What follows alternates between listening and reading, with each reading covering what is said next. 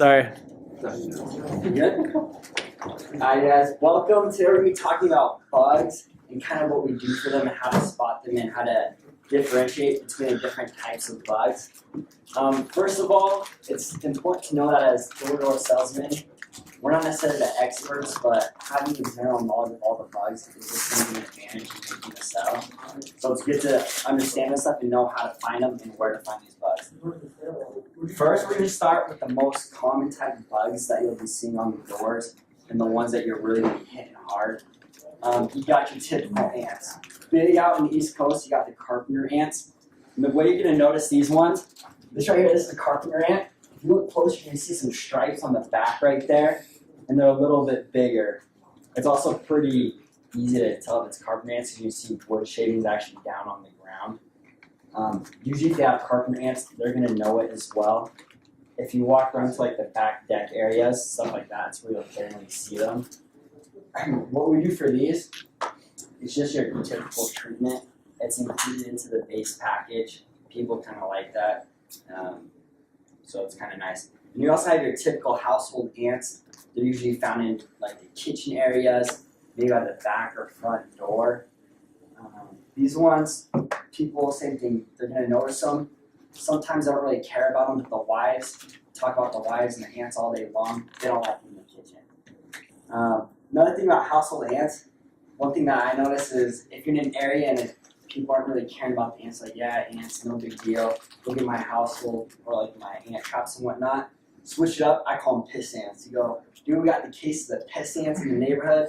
We're all like, dude, what is that? What's going on? So one thing I like to do is just kind of switch it up. It's funny to see the smiles that come from it. You know why they call them piss ants? Why? Because they piss you off. Really? So somebody told me. Also, Wikipedia actually read about them. They said piss ants from the odor, I guess. They also call them citronella ants too, don't they? They're like a sour smell.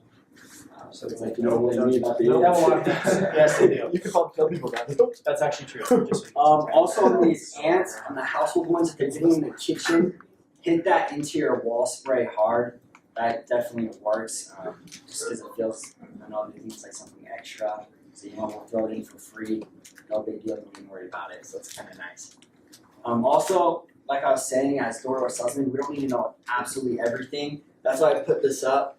You don't need to be wasting your time studying all the different parts of the ants. Just kind of know what they are and how to tell which ones are which. Alright, next up, we've got our typical wasp and bees. People, they hate seeing this stuff underneath their eaves and whatnot. Especially in the summertime, that's when they're buzzing around. I taught one lady who actually got attacked by wasps, so she was kind of freaked out about them. They are bad. The typical ones you're going to be seeing are both your honeycomb nest wasp and the mud daubers. Generally speaking, you'll find them in the eaves, or like these mud daubers, I find a lot of those under back decks, especially when they're elevated. It's on the wood, the heat goes there, they love that. You make these big tubes, these things can get pretty freaking long, and they'll spread out as well. And another big way to tell the difference is these mud dauber ones, they're generally more of a black color, whereas your honeycomb wasp, they usually have more yellow in them, but they all kind of suck. Another big deal out there is your carpenter bees. So I was going to say something about the mud daubers. Yeah. Guys, depending on what type of siding they have, you can pay very good attention and find mud daubers everywhere. If they have stucco on their house, if they have any stone or brick on their house, look between like the brick, you know how they leave like a little gap between there where the mortar fits in there? You're going to see little mud dauber tubes packed in those places. So make sure to find those before you knock on the door and point them out. And a lot of people don't know what they are. So I sold a guy this last summer who was like, you know, just kind of not really interested until I was like, look, he got mud daubers all over. He had brick right by his entranceway, and he probably seriously had 20 mud daubers, little tubes in there. They were just like packed into the rock on there, and little mud. They make either tubes or like mud splotches. And so I showed him all around the house, like right there, and he's like, all right, listen, I can't have wasps on my front door. I have kids. Let's sign. And he seriously took the contract right then and filled it out. So make sure to be looking just based on like, that's their environment. They need something like a surface that they can stick to. So brick, mud, stucco, perfect. Thanks. Going on with that, Mr. Billy Oden taught us something last summer. He says when you're walking up to a door, always look for 3 reasons why that person should buy. I mean, one of them might be like, they got a nice freaking car, super nice house. then usually you'll find wasp. It's super common, and people will buy on that all day long. Another big one is the carpenter bees, especially if like on the front patio area, if it's still the original wood. Some people have the vinyl, so they can't really find them. If they have the wood, and you see these holes, they got carpenter bees. No one likes them. The things are huge. They're like these big black bees, and then they make these huge holes. Like you can see a dime right there. Say it's about the size of a pinky. So you can put your pinky into that hole. These ones, they're usually a lot tougher to really take care of. So when you talk about carpenter bees, make sure you let them know that you'll be treating them on that first initial service. And that's not necessarily a guaranteed pest, but we are going to take care of it on each quarter as we do like the deep sweep and whatnot. Next up, we got this section of the creepy crawlers. First off, we got the typical silverfish. Before knocking doors, I never even heard of the silverfish, but everyone in Jersey's got the silverfish, and they hate them. Usually you'll find those in like the bathroom areas. Anywhere is the wet walls, so you'll go into that service real deep when it comes to the silverfish. Another big one is you hear about cave crickets, camelback crickets, spider crickets, or sprickets. It's all the same deal. It's kind of nasty. It's these guys right here. There's this one, and this one's jumping up. Usually you'll find these in the basements of homes. So when it comes to the sprickets or cave crickets, make it sound like a big deal. Like, you know what? We'll go ahead and throw them in the basement for free. We'll take care of those for you guys. They're nasty. We'll make sure the wife and kids aren't yelling and screaming when they see those sprickets. Another thing I love to do with these is animals like this, they're predators. And so you say, you got them in your basement? Okay, the only reason they're down there is because they're chasing the food source. Probably just those little tiny piss ants. I'm not sure if you've seen those yet. But I mean, they're just indicators of other bugs. So people say, we don't have any bugs. Like some people see the silverfish and the crickets in the basement. Like, okay, we get an occasional one of those. Okay, well the only reason you have those is because they're eating the other bugs. So it's a really good, just solidifies the fact that they do have pests. Beauty. Yeah, and going on with that, I mean, if they say they have the spider crickets, just hit the basement top and how they have other bugs. Go on with that, do that cell cycle and close on them. Next we got the earwigs. We generally get those out front in like little bush areas and whatnot. We hit those with our granulation. So when you go with that, just tell them it's going to push everything away, and I can get those earwigs crawling around the outside of the home or coming up the inside. Another one is the centipedes, and they look like that. Things are crazy. Another big thing in the basement. You get the centipedes crawling around. Talk about like the pipes, if there's any exposed pipes, if the basement is unfinished, or finished, those are kind of things you need to know. They'll help you out with closing the cell. That's one thing that I love to hit on. When you're doing a cell cycle, you need something to come to, like, because you don't want to have an awkward pause or anything like that while you're doing your pitch. Hit the basement or a back porch deck. It's money all day long. Next, we got our whole variety of spiders. I just put kind of your top 3 spiders here. This is another thing when you're walking up to a door and you're looking for those 3 reasons why that person should sell. Look for spiders. Any webs, any like the egg sacs hanging up. That's another big key indicator why they need pest control. Your most common ones are one of your common house spider, your wolf spiders, and the brown recluse. The brown recluse is definitely the worst one. I only met one lady last summer that actually saw one and she got bit by it. Stuff is nasty though. She had to get plastic surgery on her shoulder just from one bite. Stuff is nuts. Your most common ones though are like your common house spiders and the wolf spiders. Me personally, what I like to do is if I see the egg sacs, I'll just go up to them, point them out. Like, ma'am, you ever watch the Discovery Channel? You know how many spiders come out of one little egg sac? You can get 50, 100 of these little spiders come creeping inside. We'll be out here on Tuesday and Wednesday taking care of that for every neighborhood. What time works best for you? So I like to hit spiders a lot, especially if they got the little kids running around, or generally your wives, they hate the spiders. Spiders are the #1 phobia in the United States. Is that right? Yeah. Little fun facts for you.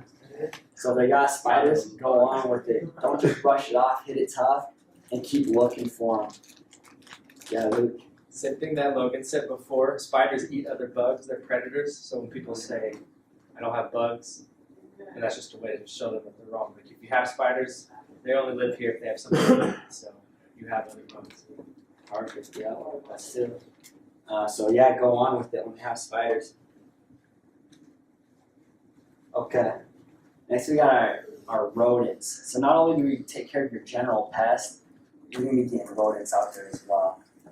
These are kind of typical agree. First we got the mice. If we got the mice, we're gonna take care of them. When they do say yeah, mice. Do you know when we went mouse hunting, I was Joe? about to say that. That was the funniest night. You guys remember that? right? Oh, it was okay. me, Luke, you, and was Celeste there? No. Mouse hunting at the Indian lady's house. Tyler Okan, Yeah, wasn't he there? That's Christian came and did it. So first of all, when someone says they have mice, they have to figure out where they're getting them, because the treatment's going to vary whether it's in like a garage or a basement or an attic. And if they say they have an attic, you have to figure out that attic is accessible. I mean, if I might have technicians like crawling up through a tiny little hole, balancing on beams, trying to catch these mice. But if they have like a ladder going up into the attic, and it's at least forward well enough to where our technicians can move around, they'll get up there and take care of the mice. Also, when it comes to mice, you don't have to be real specific in how we're going to take care of them, because a lot of people will be like, what type of traps are you going to use? Are they these type of traps? Are they sticky traps? What are you guys going to do? Just let them know that our technicians are specially trained. It's a case-by-case scenario. They're going to look for any entry or exit points. When they find them, they'll block them off, and we'll just make sure we take care of them. And let them know that it's guaranteed. If they're getting mice up the yin yang, they keep coming back, technicians will go off and take care of those. So that's another thing to let them know. Other things that we do take care of are moles and voles. These ones are generally extra. The way you can tell a difference, one, you're probably not going to see them, but moles, they'll actually have round dirt holes. That's how you know those. And then voles, they actually eat their roots of the grass, so you're going to see trails around their yard. Same thing, just like mice, it's a trapping method. It's a case-by-case scenario, but we'll take care of them. So that's about it there. You want to have any experience with mice or anything like that? That was kind of funky. Well, not with the mice, with the moles and the voles though. Like you said, you'll actually see like in the grass. I remember in one neighborhood I had sold a single vole thing all summer long. And then one neighborhood I sold a guy, his neighbor, and the people all across the street, and all of them had voles. They all had these lines going in their thing, and one of them was like, "Look, you can go walk on it." And it's like my lawn on the side of my house is like caving in. He's like, "I'm sure it's rabbits." And I went over and looked, and I was like, "Sure, that's not rabbits. You see the size of that hole? I don't know any rabbits that can fit in a hole that big. You got either mole or vole, and we can take care of that." So you'll see lines on it, and then you should be able to see that, and then you can actually see like where the ground has started to become uneven because they tunnel so much that their lawn is like starting to sink in. That's exactly what happened with this guy. And everyone in the neighborhood was like, that's why when I got him, that's why I got the neighbors and the other people, because they all wanted to get rid of the voles before it messed up their lawn. Yeah, those things, they do a lot of damage, so. One of the guys, he paid $1,000 because it crumpled in his lawn and it broke one of his pipes for his sprinkler system and flooded his grass. He had to get a bunch of crap changed. So when I told him about it, he's like, "Yeah, I'll do that. I'll pay an extra $100 for that because last time that little bugger messed up, he messed up a whole bunch of crap." So people are very excited to get rid of their moles before they cause serious damage because lawn is expensive to upkeep, maintain and replace. So. Yeah, that's another thing to remember. Like an extra $100, it's worth it. Really, they're getting definitely a good service for their money, and it's worth it to just protect their property and whatnot, because they're dropping more on lawn care than they are for that. Next, we got just our extra bugs that we do take care of, but they're not really included into the general pest control package. They are somewhat common, and when they find them, they're going to want to get them taken care of. First, you got your bed bugs. Those, they'll know if they have them. We treat those, again, that's a case-by-case scenario. And when it comes to pricing for bed bugs, just tell them that a specially trained technician will come out, they'll give them an estimate, and they'll go and take care of that for them. So that's generally how that works. Or you can just call up Joe or one of the bosses and figure out an estimate, something like that. Another one are your German roaches, and then also your typical normal cockroaches. German roaches, they're actually on the inside, they're little roaches. That's how you'll tell the difference. We have a picture here, yeah. So your main ones are the American and the Oriental, and the German ones are kind of funky. But if they're saying they have roaches on the inside of the house, that's most likely what it is. Again, let them know that when we come out to do the general pest control service, we'll have a technician check out the roaches for them. So that's Who here served a mission in Latin America? Who here, when you turn on the microwave, had those little teeny roaches scurry out? Those are German roaches. That's what Just so you know what they look like, they're like, 3/4, somewhere between a half and an inch long. They're those super little quick ones that you'll see in the refrigerator, like by the motor, in the microwave. Just so you guys know what those are, and they reproduce really quickly. That's why they need special treatment, because you have to use special products to actually make it so they can't reproduce. Because otherwise, 1 or 2 of German roaches a year later can produce 5 million roaches. So they can produce very, very quickly. That's why they need special treatment. And they hide. Yeah. You go around the edges of the house and stuff like that. Next are termites. Termites is something you'll come across more often than the other two. There's a couple ways to tell if they have termite damage. One is on the outside of the home, or on inside walls. You'll see little mud barriers going up. That's one way to see if they have termites. Also, you'll see them maybe in the bushes or in a tree. And when one person has termites, you gotta tell the whole neighborhood that so and so is getting treated for the termites. They're coming through the neighborhood. We can go ahead and do our service to make sure they don't hit your home. Kind of hit it hard, and capitalize on the termites all day long. Termites is also a funky situation. If they think they have termites, we can do an inspection. Another thing that we'll do is, it's not really taking care of them, but it's to find out if they have termites. They'll put these wood capsule tubes down in the ground around the home. Every couple feet, there'll be a different tube in the ground. And on each service, we'll come out and check those tubes. If there's any tracks going through those tubes, because it attracts the termites, that's how you know they got them. And the actual treatment for termites is a lot more extensive and time-consuming and costly, but we can do that as well. Because what they do for termites is they'll drill in the ground, and it's basically just a big, deep liquid barrier around the whole house. They got to barricade the whole thing, because the termites, they're not usually up and about on the ground. They're actually a couple feet down, and they just travel through randomly until they find a wood source. And once they find it, they just take it. They go to town on that. So that's another thing to let people in the neighborhood know. You got, the Smiths down there, they're getting treated for termites. They're coming around through the ground. We don't know where they're going to hit next. We're going to go ahead and do our service. And we're going to do, when we do our pest control service for you guys, we'll do a free termite inspection. We'll just check out the place, make sure we don't see any activities. Yeah, just so you guys all know, termites is one that you want to avoid. I mean, obviously, if they have them, we want to help you get rid of them, because that's something that we do. But the way your pay works for termites is it's one that you tend to steer people away from if they don't actually have an issue, if there's not one in the neighborhood, because the way you get paid for termites is different. We like to sell our basic pest control agreement. So pitch them the monitoring, like he said, where we see if they have them, but don't try to convince them to buy the termite treatment, because it's anywhere between $1,600 and $2,000. And we don't make our percent commission off of that. The way I don't even know how we get paid, or if we get paid off of termite treatments. I never had one happen. But basically, you want to avoid, that's not gonna, selling them a termite treatment isn't really gonna get you paid, put it that way. So that's not to say, like I said, if they have a problem, we want to take care of them. But most of the time, you're gonna be just helping them. People are freaked out about termites because that's the one that causes the most serious structural damage. So people are gonna ask you questions about that.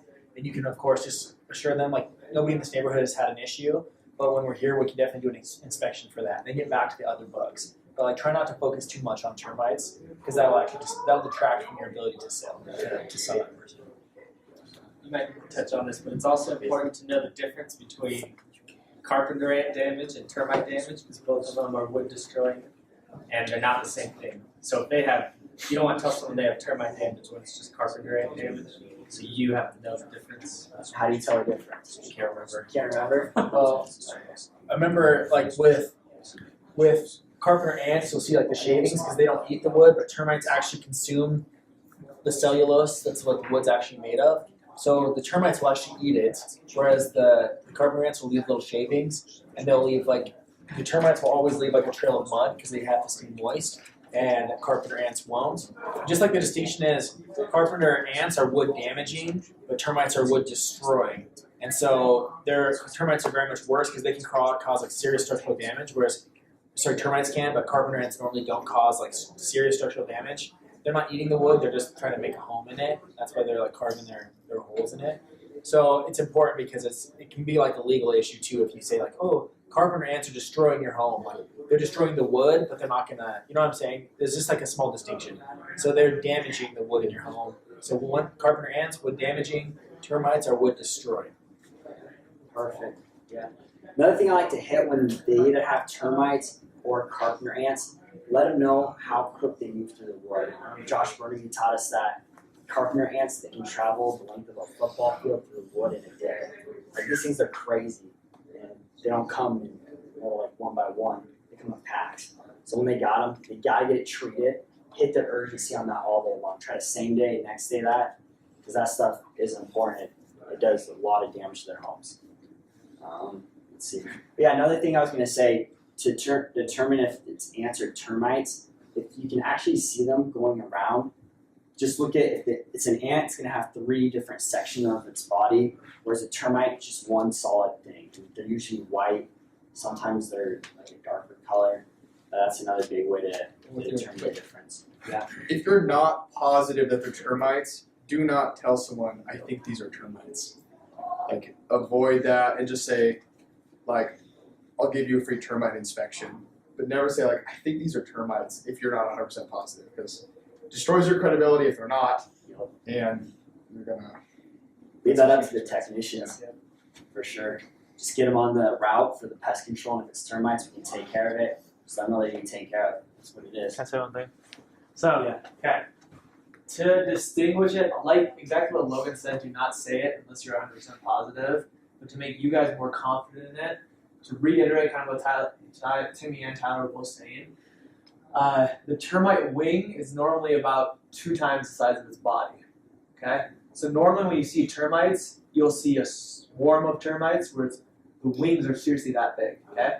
A lot of times you'll see swarms coming out of, for instance, I've seen it a couple of times. I don't know if you guys have all seen it at all yet, but you see swarms come out like the top of the ceiling or something like that, and the wings are just gigantic compared to the actual body. Now, termites are not just clear. Termites are darker too, and sometimes they can get really big. But always they have those wings that are that big. Again, 3 pieces of the body for an ant, especially for carpenter ants, are a lot bigger, blacker, or smaller and tiny, whatever it could be, but normally it's 3 pieces of the body. So termite damage, what is it? Mud tunnels, right? So you see mud tunnels literally, and so it's more moist. Carpenter ant damage is basically just sawdust. You'll see literally shavings of sawdust that come out. Okay? So just make sure you know the difference between those 2. One thing too, I think Adam said, Adam, he's the one who's like the president of Insight. And remember him saying that you generally aren't going to see the white termites because they're the ones that are the workers. And the workers have to like be moist. That's why they're going to stay in those mud tubes. That's why they build the mud tubes, because they'll dry out super fast. So the termites that you're more likely to see, if you do see termites, are the black ones, the soldiers, the ones that are out exploring. So you're typically going to see the black ones, not the white ones. Carpenter ants are normally really big, right? Huge, usually like 3/4 of a man. Sometimes they can actually be really small too. That's actually very. They can be very, very small too. Like when they're babies, obviously, and when they grow, but they grow to be a lot bigger normally. If you see big ones, almost 100% of the time it will be the carpenter ants if they're the big ones. Because there's no other ants that are like that. Yeah. Just assume if it's like bigger than like 1/2 inch, it's probably a carpenter ant. But another big way to notice them. So for instance, when people see them, they normally see them like in the kitchens or something like that, but they don't see a lot of them. They only see 1, 2, or 3 of them. So the way I always describe it is either your kid brought it on their pant leg, or normally if you see a couple of them, it means there's more that are living within the wall voids or at some point in or around your home. Because they do have their colony somewhere, and they've set it up somewhere in the house or right outside the house, unless your kid has brought it on their leg or whatever it is. That's how I describe it. Yeah, that's another big important thing to remember, is that sometimes people will be like, yeah, I saw 1, 2 just the other day. It's no big deal. Let them know that's not a good sign. Like, that's a big sign that there's going to be a lot more. And we got to get this taken care of ASAP. So definitely hit on that. Alright, things that we don't take care of. You got to remember that We're the bug boys. We do pest control.